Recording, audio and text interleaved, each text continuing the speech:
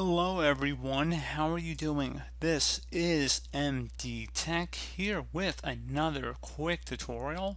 In today's tutorial, I'm going to show you guys how to change your computer sleep after time on Windows 10.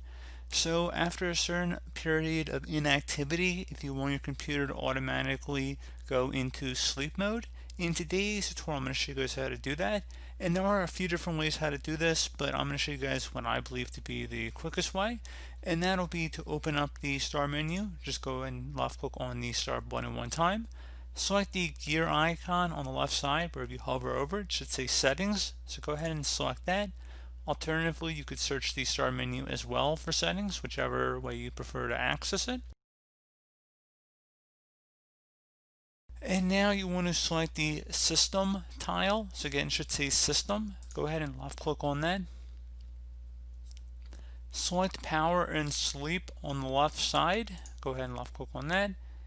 And now underneath sleep, when plugged in, PC goes to sleep after.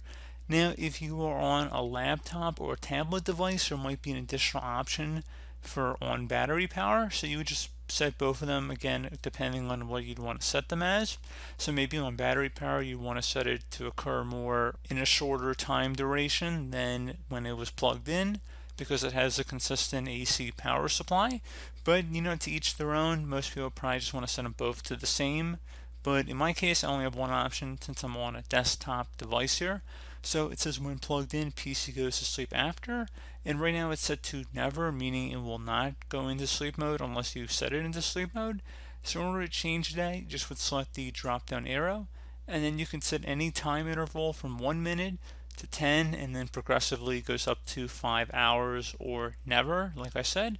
So just set whatever one you're most comfortable with, or whatever one you prefer, I should say. And then once you're done with that, you don't actually have to click on save or anything. You can just close it here. I actually don't believe you need to restart your computer for it to take effect, but it probably would not hurt just to do that just one time. And that should be about it. So as always, thank you guys for watching this brief tutorial. Do hope that I was able to help you out, and I do look forward to catching you all in the next tutorial. Goodbye.